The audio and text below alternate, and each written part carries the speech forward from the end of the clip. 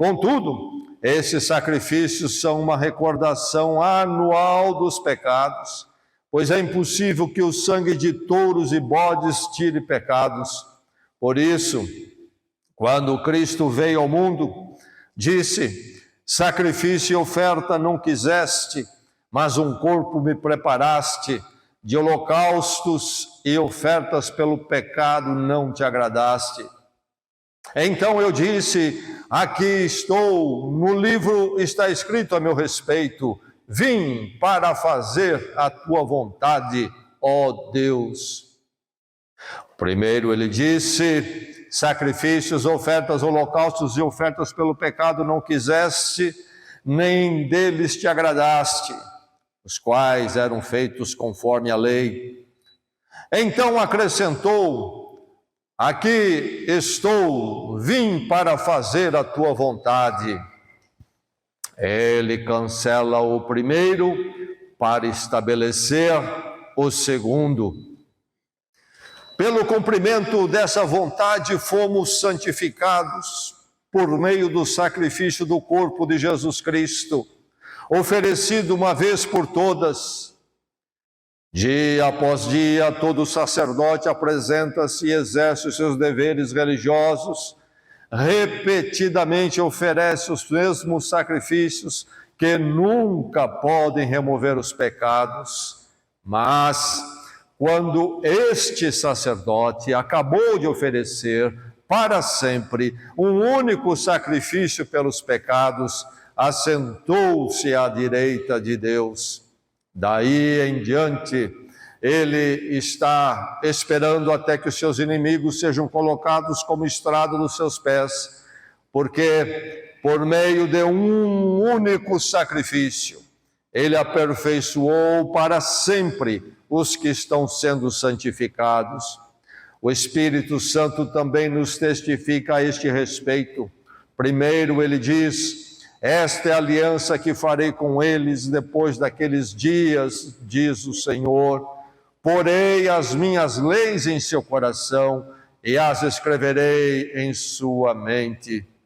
E acrescenta: dos seus pecados e iniquidades não me lembrarei mais. Onde esses pecados foram perdoados, não há mais necessidade de sacrifício por eles. Diz o verso 1, a lei traz apenas uma sombra dos benefícios que hão de vir e não a sua realidade.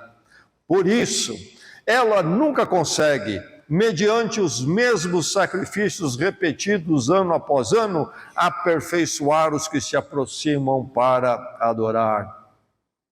Mas no verso 9, ele diz palavras então dos Salmos que expressam o que Jesus Cristo diria, ou disse: aqui estou, vim para fazer a tua vontade. Vim para fazer a tua vontade. No verso 10 diz: pelo cumprimento dessa vontade, fomos santificados por meio do sacrifício do corpo de Jesus Cristo, oferecido uma vez por todas. Verso 12 diz: mas quando este sacerdote acabou de oferecer para sempre um único sacrifício pelos pecados, assentou-se à direita de Deus. Verso 17 declara: dos seus pecados e iniquidades não me lembrarei mais. Autor de Hebreus, citando a profecia de Jeremias, Deus falando através do profeta: dos seus pecados e iniquidades não me lembrarei mais. E o verso 18 então conclui: onde esses pecados foram perdoados, não há mais necessidade de sacrifício por eles. A palavra de Deus chegou aos seus ouvidos e ao seu coração nesta manhã. O que é que ela nos diz?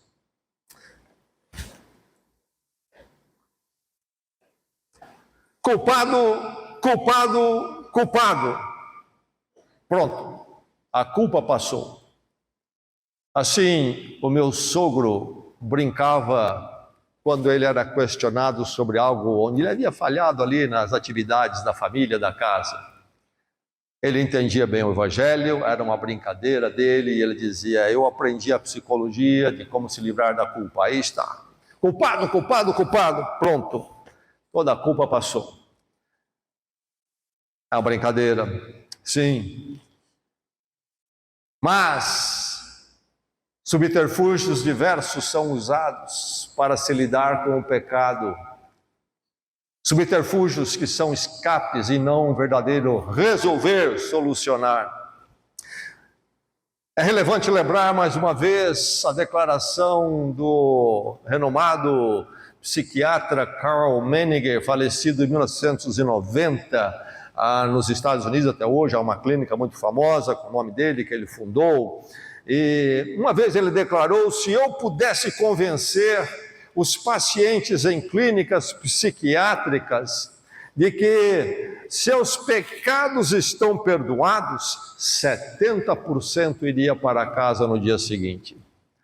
Certamente não há uma precisão técnica aqui, mas na experiência dele ele faz uma declaração que expressa uma grande verdade.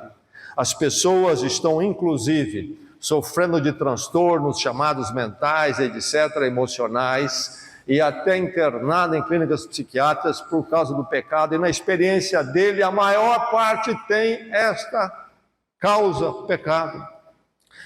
Nós, nos nossos dias, quando na cultura, o expressar da cultura, da mídia, proíbe a palavra pecado, ou se aceita com uma definição deles ali, que é muito pobre, pequena e limitada, e que foge das Escrituras, nós que vivemos nesse ambiente anti-pecado, não dimensionamos ou perdemos ou dimensionar da verdade, da presença do pecado no ser humano e até de forma coletiva também, e as implicações e consequências terríveis, e começamos a usar então na cultura outras explicações, outras identificações, e aí então buscando soluções segundo a nossa identificação, e todo o pacote fica equivocado. Houve um médico suíço, Paul Tournier, falecido em 1986, que passou pela conversão, era um homem muito inteligente, e aí ele desenvolveu aquilo que é identificado como medicina integral, e isto tem impactado muito o aconselhamento, e também até muitos campos da psiquiatria, também do tratamento médico. A medicina integral. Ele, a partir do entendimento bíblico e do conhecimento médico que ele tinha, entendeu que o ser humano é muito mais do que o orgânico e o físico, ao lado espiritual, e tudo isso precisa ser tratado num pacote só. Então ele passa a promover esta abordagem e se tornou muito conhecido, escreveu diversos livros que são reconhecidos também. E entre os livros que ele escreveu, há um cujo título é Culpa e Graça. Culpa e Graça. Um livro interessante que abre as nossas mentes para as verdades aqui desse texto de Hebreus que lemos nesta manhã. Ele fala neste livro sobre que existe a culpa falsa. É o medo de desaprovação social, por exemplo, e desaprovação por não se cumprir certas regras e tradições da sociedade. É interessante como isso chega de muitas formas. Conheci uma pessoa que tinha um carro muito velho por opção. Ele não via razão para ficar trocando de carro, e o carro era bem velho dele. Mas andava, funcionava, servia para o que ele precisava. E todo mundo ficava fazendo reparos a ele, por ele não trocar de carro. E é muito fácil se entrar num sentimento de culpa. Ele deve ser um avarento, ele deve ser um sovina, ou ele não percebe que o carro dele está feio, sei lá eu, e todo esse tipo de coisa começa a ficar culpado diante da sociedade. Conversei com uma pessoa, aliás, uma vez, que não se casou, já estava na idade madura, não se casou por razões diversas, inclusive porque a oportunidade, a pessoa adequada para ele então abraçar um casamento, não sorriu para ele, não apareceu. E todos comentavam sobre isso, sobre esse estado dele. e era muito fácil ele se sentir culpado. Essa é a culpa falsa, segundo o doutor Tournier, mas ele fala que isto não elimina o fato de que há uma culpa real. É no coração humano a rebelião contra a santidade e a retidão de Deus, no padrão de Deus, não no padrão que a humanidade, a cultura cria e depois joga para cima de Deus.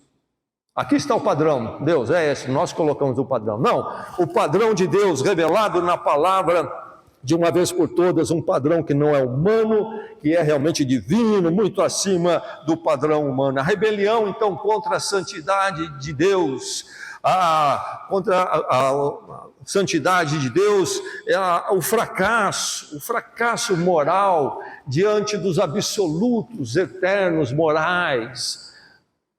Nós fracassamos. Nós falhamos, sabemos disso, e as desconversas culturais e das ciências humanas não vão eliminar esse fato do que nós sabemos. E sublimar é terrível e é um problema. E o doutor Tournier vai apresentar 2 modos como as pessoas lidam com o fato de que possuem a culpa real. Ou ele expiatória, isto é, eu tenho que purgar isso. E aí então uma porção de atitude. Eu tenho que fazer os sacrifícios. E aí vai desde a punição de si mesmo, com atitudes que vêm à superfície, terríveis. Não se permite certas coisas, vive se limitando em outros aspectos, ou até através de atos diversos, filantrópicos, religiosos, etc., mas é sempre baseado na pessoa. Autoexpiatório, diz o Dr. Tournier, é um dos modos, uma das formas com qual o ser humano lida. Mas o outro modo é expiação divina, isto é, Deus expia os meus pecados. Qual é o caminho? Qual o caminho? Hebreus nos aponta o caminho, certamente não é autoexpiatório, mas expiação divina. E no livro ele tem 2 capítulos interessantes. O Dr. Tournier tem um capítulo que diz, cujo título é Tudo deve ser pago. Tudo deve ser pago. Pessoas que não aceitam a expiação da parte de Deus. Não, eu creio na autoexpiação e o que eu fiz eu tenho que pagar. E vão ficar então a vida toda aí seu suplício, e alguns vão ficar numa fuga em nome de tudo deve ser pago, isto é, eu tenho que pagar o que eu fiz. Com isso também eles vão empurrando o problema para frente, e é uma forma de fuga e de não assumir a responsabilidade. Mas o último capítulo do livro dele tem o título Foi Deus quem pagou. Foi Deus quem pagou. Que afirmativa maravilhosa. É isto que o livro de Hebreus nos aponta. Foi Deus quem pagou. E se Deus não pagou, não há outro meio. Mas é interessante que o Dr. Tournier aponta que esse negócio de não aceitar que foi Deus quem pagou, não é só um problema lá do ateu, daquela pessoa que é avesso às verdades do Evangelho. Ele afirma que mesmo crentes, vindo à igreja, sendo batizados, participando da ceia do Senhor regularmente, mesmo eles não se aponderam muitas vezes do perdão absoluto divino. Como é que está o seu coração? Foi Deus quem pagou?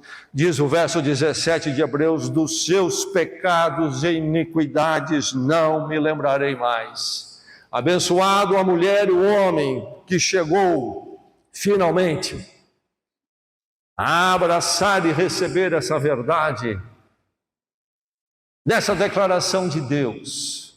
Na minha vida chegou isto.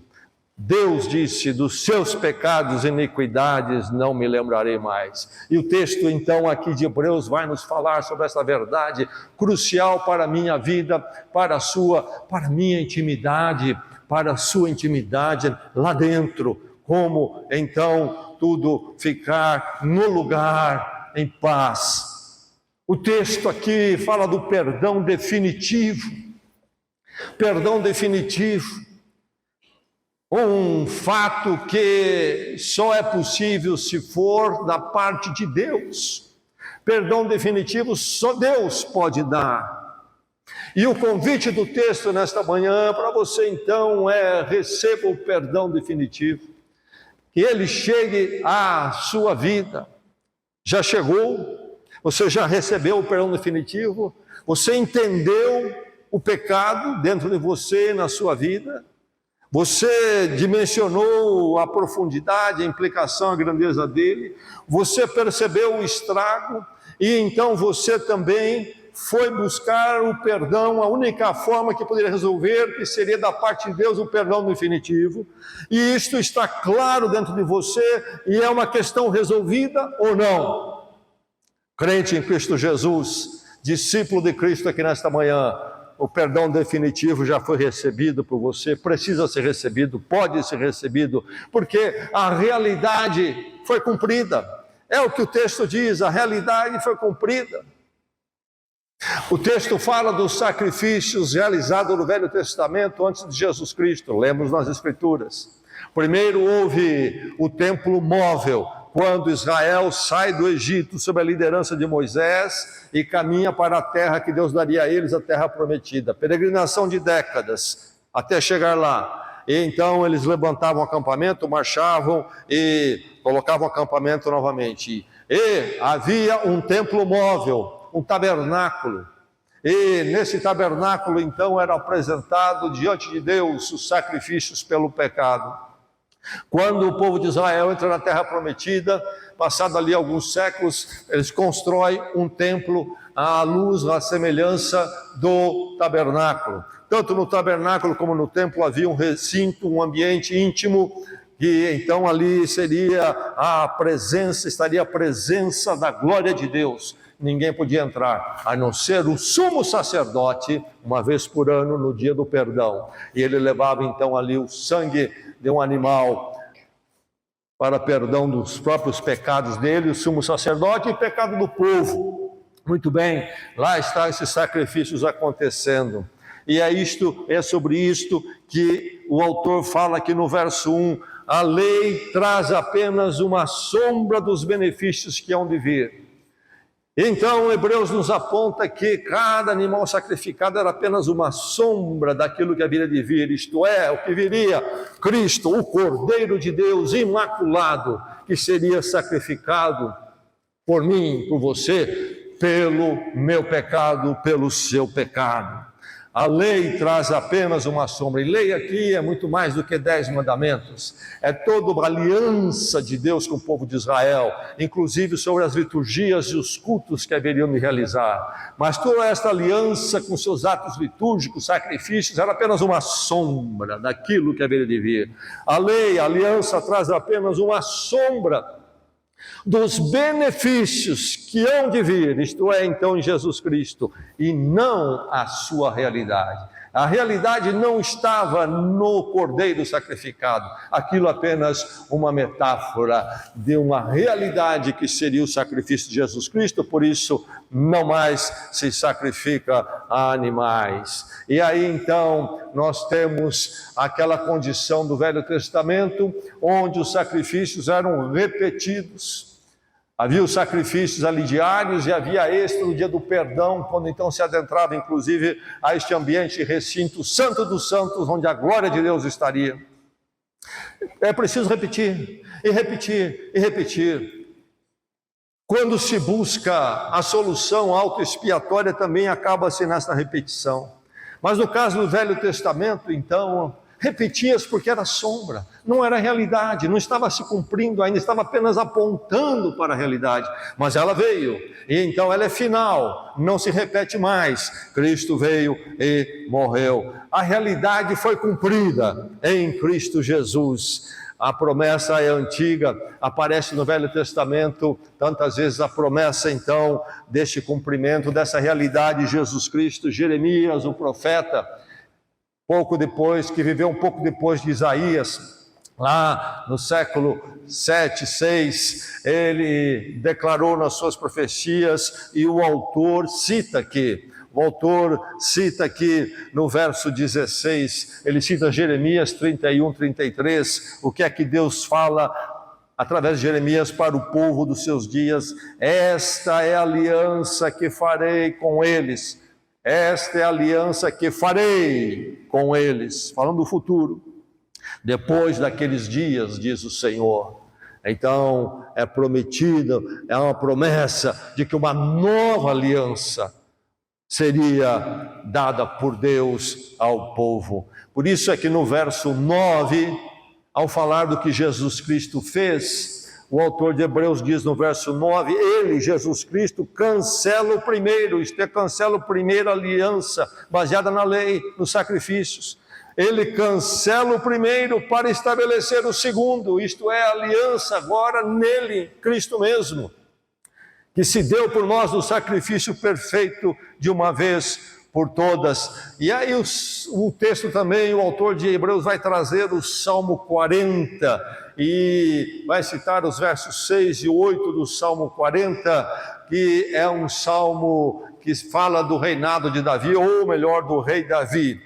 Fala do rei Davi, mas o rei Davi também é uma sombra, é um tipo do rei Jesus Cristo. Por isso que Jesus Cristo é chamado de filho de Davi, filho de Davi. O rei Davi, o grande rei Davi, era apenas, ele foi real, ele existiu, mas ele na sua existência foi uma sombra da promessa da vinda de Jesus Cristo. Foi dito a Davi que o reino dele jamais passaria. Isso tudo se cumpre em Jesus Cristo. Então no Salmo 40, onde o Salmo fala de Davi, talvez no dia da sua coração, o autor de Hebreus busca para mostrar como isso se cumpre realmente em Cristo. Então ele diz: Cristo veio ao mundo e disse, diz o autor de Hebreus, Cristo veio ao mundo e disse, e aí ele entra com o salmo: sacrifícios, ofertas e holocaustos e ofertas pelo pecado não quiseste, afirma o Salmo 40, verso 6. Sacrifícios, ofertas, holocaustos e ofertas pelo pecado não quiseste. Veja bem, o salmo é lá nos tempos de Davi, depois de Moisés, depois da aliança e da lei estabelecida. Mas já naqueles dias, há este falar dos sacrifícios, ofertas e holocaustos como algo insuficiente. Não quiseste sacrifícios e ofertas, nem dele te agradaste. E aí ele diz, então acrescentou, ainda citando o Salmo 40, aqui estou, vim para fazer a tua vontade. Então Jesus Cristo falando, não apenas o rei Davi. Aqui estou, vim para fazer a tua vontade. E aí o texto de Hebreus vai dizer que esta vontade é que mudou tudo. Enfim, o perdão é definitivo, porque a realidade foi cumprida, o sacrifício perfeito, suficiente, necessário, Deus mesmo em Cristo, Deus encarnado, tomou sobre ele e fez de uma vez por todas. Esse é o sacrifício real, suficiente, é o sacrifício real cumprido, concretizado, de uma vez por todas. Pecado e culpa foram erradicados porque a realidade foi cumprida. Há descanso para o coração humano?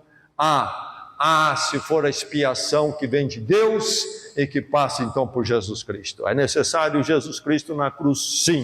Sim, porque na cruz nós vamos encontrar que a justiça de Deus não sendo violentada. Não poderia Deus simplesmente dizer, olha, faz o seguinte, eu esqueci, fica para lá, todos os seus pecados contra os meus absolutos eternos morais, que ferem a minha natureza, o meu atributo de santidade e retidão. Faz de conta que você não errou, não existe mal, não existe erro no seu coração. Quando Deus fizer isto, Ele cedeu ao mal, Ele se alinhou com o mal, e Ele deixa de ser Deus, menos do que Deus, passa a ser menos que Deus. A cruz, a justiça de Deus foi totalmente satisfeita, não foi passada por cima nem deixada de lado, foi tratada adequadamente. Mas também na cruz nós encontramos o amor de Deus. Deus é amor, Ele se move por nós em amor, Nós que estamos perdidos, complicados, enroscados diante de sua justiça, Ele mesmo toma sobre Ele a nossa culpa. A cruz é justiça e amor. As duas perfeições de Deus ali são satisfeitas para que eu possa, então, nesse sacrifício real, nessa realidade, ter os meus pecados, minha culpa erradicados. Que maravilha! Você já ouviu falar de Martinho Lutero, o reformador protestante do século XVI? Martinho Lutero passou por um encontro com Deus e passou a ser atormentado pelo seu pecado, e ele então procurou buscar soluções, entrou para uma ordem monástica pensando, sabe quem está ali, dedicado então inteiramente às coisas da religião, certamente deve sentir paz, essa culpa do pecado vai embora. E aí ele entra para o monastério e ele está lá, então, mas ele percebe que não foi embora a culpa, apesar de todos os esforços dele, inclusive penitência. Aliás, naqueles dias era permitido até um tipo de chicotear as costas, e ele praticava isto. E ele ia ao confessionário falar com o seu superior, conforme a doutrina mandava. Ele sentia a culpa, ele ia lá na porta do superior, preciso confessar. E a coisa começou a ficar complicada, porque chegou ao ponto que ele ia, confessava, ele saía, andava pelo jardim, chegava no fim do jardim, ele percebia, pequei de novo, e ele voltava. Chegou uma hora que o próprio superior percebeu que aquilo estava ficando difícil.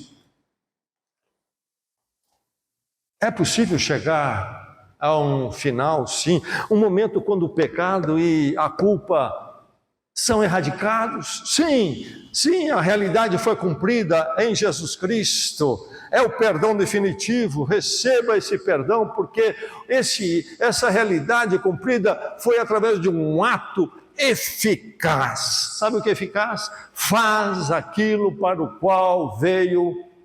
Isto é eficaz.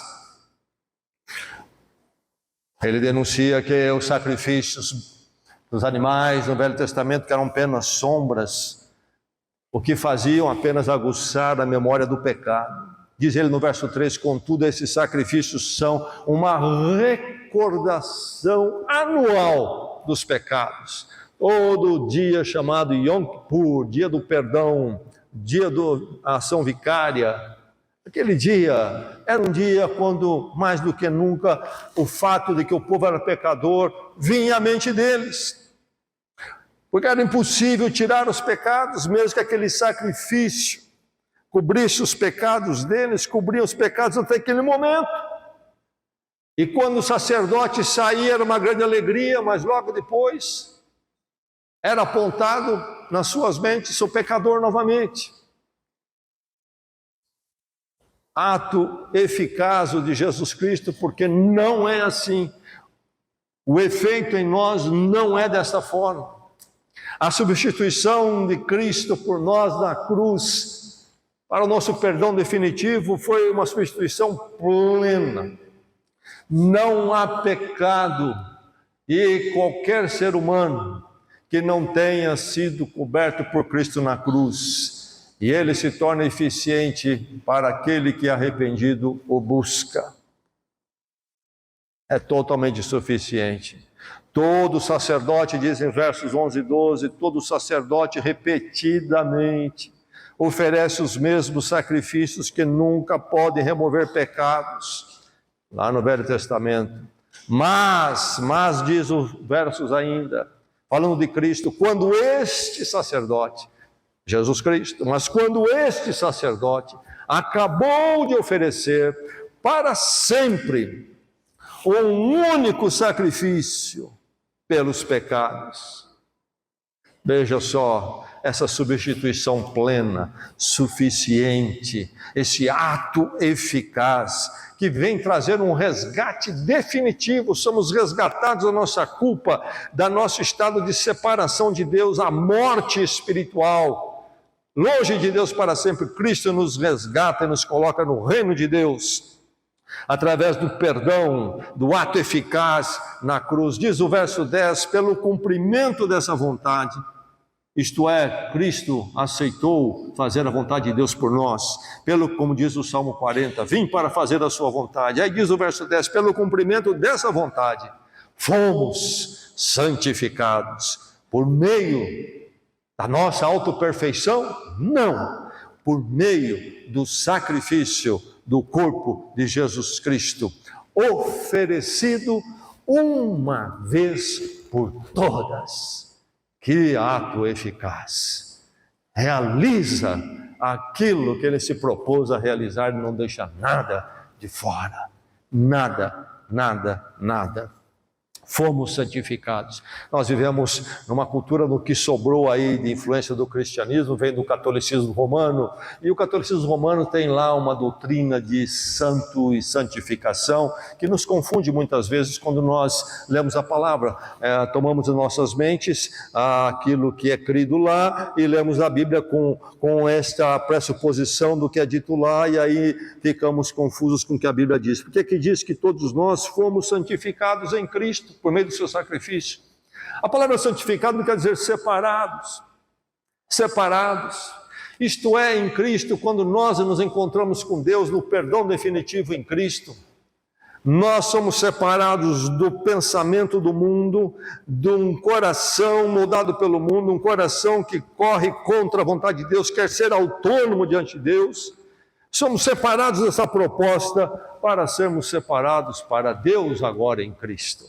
Nos transportou, diz a palavra, do reino das trevas para o seu reino da luz em Cristo Jesus. Fomos santificados, não é que nós nos tornamos perfeitos, nós somos agora sim perdoados e então separados para Deus trabalhar as nossas vidas, mas somos dele, estamos perdoados, o perdão é definitivo porque o ato é eficaz e uma vez por todas ele fez isto. Isso que é difícil aceitar também a doutrina católica romana do purgatório.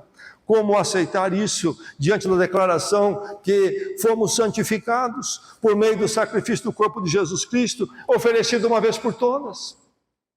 O conceito do purgatório é purgar. Então, mesmo que você seja, por exemplo, um cristão católico romano, tenha cumprido ali os sacramentos, foi batizado e foi confirmado, e você faleceu, você, ao invés de receber aquelas palavras de Jesus Cristo para um dos criminosos crucificado ao lado dele, Jesus diz, hoje estarás comigo no paraíso. Não, você ouve dentro da doutrina romana que você vai para um purgatório, vai ser purgado agora.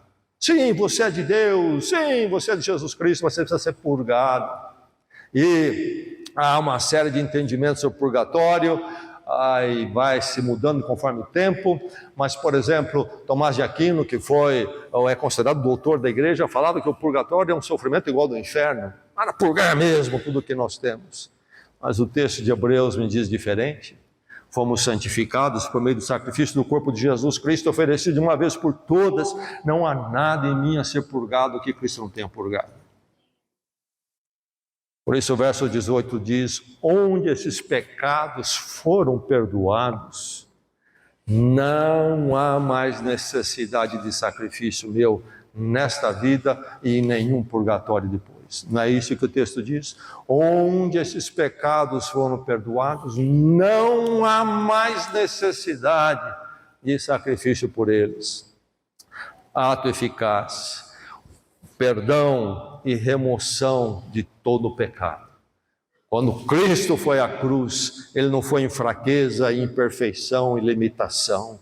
Não, ele fez ele trouxe este perdão e fez esta remoção plenos, integrais e definitivos. Porque é uma obra de Deus e não uma obra minha. Eu apenas preciso receber o perdão definitivo. Eu preciso receber o perdão definitivo. Que então tem em mim e para mim um efeito permanente. Um efeito permanente. Não é que Jesus Cristo perdoou hoje, amanhã ele vai ver se me perdoa de novo, e vamos ver se o ano que vem ele me perdoa. Não, é permanente. Fui perdoado, não resta mais sacrifícios. O texto fala em aperfeiçoar aqui duas vezes, e precisamos entender o que ele quer dizer com aperfeiçoar. Não é que nos tornamos perfeitos, está falando de aperfeiçoar em termos da busca de uma mediação com Deus que seja plena e definitiva. E ele vai dizer então que este aperfeiçoamento da mediação e relacionamento com Deus não era atingido de forma permanente nos sacrifícios do Velho Testamento. A lei nunca consegue, mediante os mesmos sacrifícios repetidos, aperfeiçoar os que se aproximam para adorar. Mas diz o verso 14, por meio de um único sacrifício, ele, Jesus Cristo, aperfeiçoou para sempre os que estão sendo santificados. Isto é, estamos na mediação plena, em paz com Deus, através de Jesus Cristo para sempre. Deus está trabalhando em nossas vidas, somos dele. E a profecia, mais uma vez, de Jeremias é relevante quando nós pensamos neste efeito permanente. Ele cita Jeremias, o profeta, capítulo 31, então, versos 33 a 34, Deus declara pela boca do profeta: esta é a aliança que farei com eles depois daqueles dias, isto é, um tempo futuro, diz o Senhor. Dos seus pecados, diz aqui então o verso 17, citando Jeremias, Deus falando, dos seus pecados e iniquidades não me lembrarei mais. Ato eficaz, ato permanente, efeito permanente. Perdão definitivo. Tudo está resolvido. Tudo está resolvido. Verso 18: onde esses pecados foram perdoados, não há mais necessidade de sacrifício por eles. Sabe por que o pecado que ainda se encontra em mim, Deus está trabalhando em mim, me incomoda? Porque o perdão definitivo chegou à minha vida. Não me incomoda porque aí então eu vou ser empurrado a uma autoexpiação, tentando chegar ao perdão um dia. Não, é justamente porque eu sou de Deus, sou santificado, separado para Ele, e tenho o perdão definitivo, justamente por isso que o pecado me incomoda. E vejo-me sempre precisando levar meu coração a ser tratado, trabalhado por Deus, porque eu sou dele, e não para essas coisas. Efeito permanente, jamais passará. É interessante, relevante para nós, até neste momento, apreciarmos algumas colocações mais do Dr. Tournier, que citei no começo, médico suíço. No seu livro Culpa e Graça, ele fala que geralmente se pensa socialmente em dois tipos de pessoas, os bons e os maus. Na sociedade temos os bons e temos os maus. E o Dr. Tournier vai apontar que essa divisão é superficial, por não penetrar a atitude secreta e intenções do coração humano. Às vezes, até quando o ser humano faz a coisa certa, faz pela intenção errada. Como é enganoso o coração humano, conforme Jeremias também diz. O Dr. Tournier diz mais: todo ser humano se endurece para encobrir sua culpa. Todo ser humano se endurece para encobrir sua culpa. E ele declara: a culpa é universal, como a Bíblia declara: todos pecaram, todos pecaram. Mas ele diz que esta culpa desencadeia pelo menos dois mecanismos opostos. Há a culpa reprimida, mas que vai se manifestar em cólera, ira, rebelião, atitude rebelde, medo, angústias, dissimulação, pessoa dissimulada porque a culpa reprimida, consciência amortecida para não ter que enfrentar a sua verdade, fica comprometida a consciência, recusa reconhecer as suas falhas, tem impulsos agressivos. Uma vez aconselhando um cônjuge, e estava experimentando um momento do casamento crítico, já no final, havia vindo à tona os caminhos pervertidos do outro cônjuge, algo que vinha por muito tempo, era desconhecido. Mas aí então foi lembrado que já há alguns anos a atitude então daquele cônjuge pervertido de vida dupla tinha se tornado uma atitude grosseira, encolorizada, irada. Aí está a razão. Aquilo que ninguém sabia, mas ele sabia, aflorava no relacionamento com estas coisas. A culpa não resolvida é um problema tremendo. Em algum lugar vai manifestar o fato de que ela existe. E aí é uma porção de formas que podemos conversar e falar. Mas Dr. Tournier também fala não só da culpa reprimida, mas da culpa reconhecida. Outro mecanismo, que é um mecanismo saudável.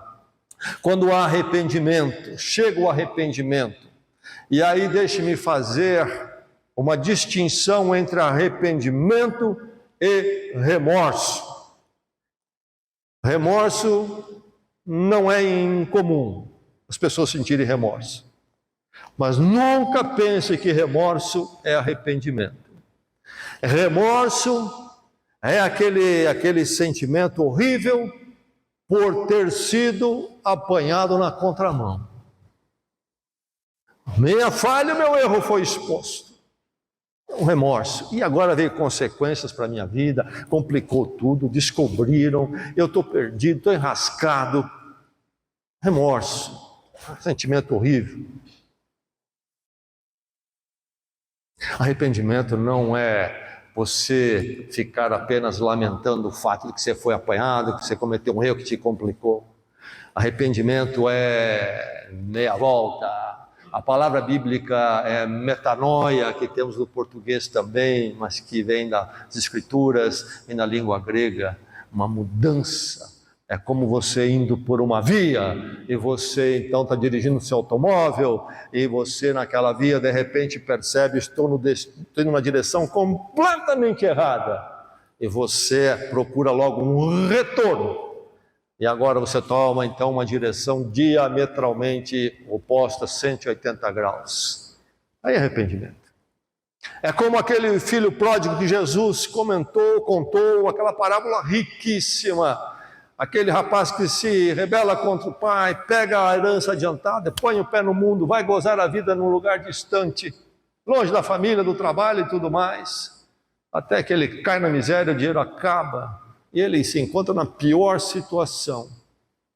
E ele então, naquele momento, cai em si e diz, como na casa do meu pai as coisas são diferentes, e eu estou aqui nessa miséria, vou me levantar, vou para a casa do meu pai, e vou dizer, pequei contra o céu e perante ti.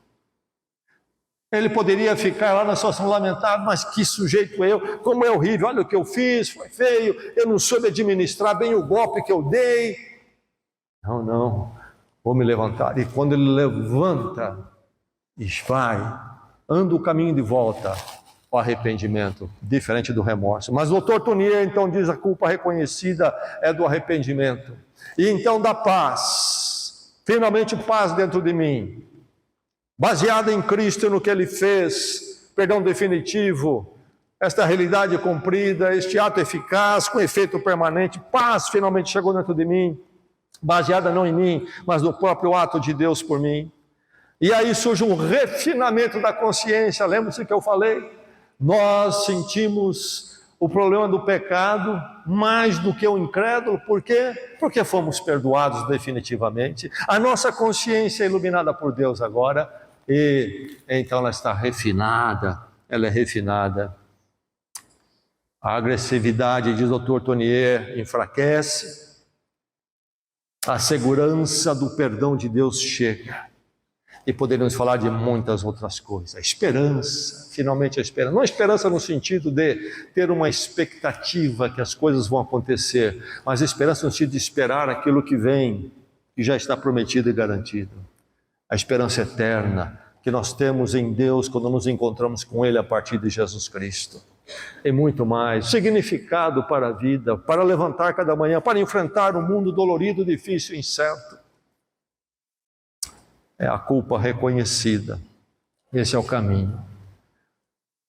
Você já recebeu o perdão definitivo. Os pregadores antigos tinham uma historinha que sempre vale a pena recordar. Lá naquela casa, Havia um filho que, passando pela adolescência, já chegando à juventude, se mostrou muito rebelde e trouxe todo tipo de conflito dentro da casa. O seu pai era muito firme, até duro, lidou com firmeza com aquele rapaz e ele não endireitava os seus caminhos. E o conflito entre ele e o pai se agravou até um dia quando o pai disse: você põe o pé para fora desta casa e não volta mais, até que se arrume seu coração, quem sabe eu vou pensar no seu caso. E ele partiu, foi para uma cidade distante. Vou esquecer meu pai, vou seguir agora a minha vida, o meu jeito, o meu caminho. Pé na estrada. A casa ficava ali perto, ou do lado da estação, da linha de trem, o trem passava por ali. E lá está o jovem, naquela vida, passa 1 ano, passa 2 anos, 3, o tempo vai passando, o amadurecimento vai chegando, vai tomando as pancadas da vida, começa a lembrar do seu pai, do que ele falava, começa a perceber que realmente seu pai tinha razão. E ele começa a sentir, então, finalmente o arrependimento e não o remorso. E ele pensa, então, vou voltar para minha casa, reencontrar minha história e o meu lar. Mas meu pai é um homem duro, ele me expulsou. Se eu viajo até lá, ele não me recebe. Vai ficar até pior para mim, no meu íntimo, a rejeição. Então ele escreveu uma carta, diz a história, à sua mãe, contando o seu novo momento e dizendo que gostaria de voltar para casa, mas que não queria ter a decepção de chegar à porta da casa e o pai o rejeitá-lo mais uma vez. Então ele pede para a mãe que ela faça um favor. Na frente da casa há um pé de manga. Ele disse: mãe, coloca um lenço branco no pé de manga. E quando o trem passar, se eu ver aquele lenço, eu vou descer na estação e vou até casa, porque isso quer dizer que o meu pai vai me receber. A mãe respondeu que ela iria fazer isto. Ele toma o trem, diz a história, e quando o trem chega perto de onde ia passar, na frente da casa, ele está muito ansioso e ele não tem coragem de olhar se o lenço está lá no pé de manga. E ele pede para alguém: olha e me conta. E ele fica olhando firme e chega o momento, chega o lugar e a pessoa olha para o pé de manga, olha para a casa. Ele diz para ele: olha você mesmo. Ele olhou, lá estava o pé de manga, não com lenço, mas coberto de lenços.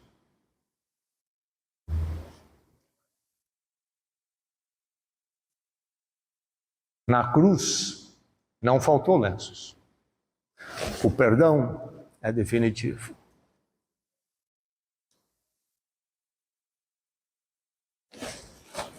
Quando eu chegar lá no portão dos céus, se alguém me perguntar ali no portão, me dê uma razão pela qual você deve ter o direito de poder entrar nos céus.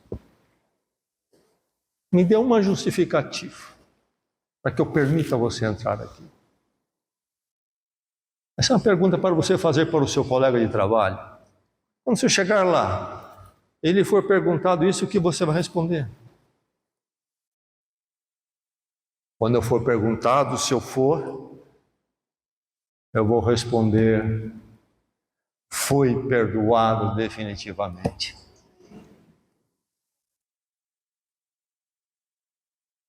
Sentimos culpa às vezes até do mal que os outros fizeram para nós. Por que eu não reagi? Por que eu não gritei?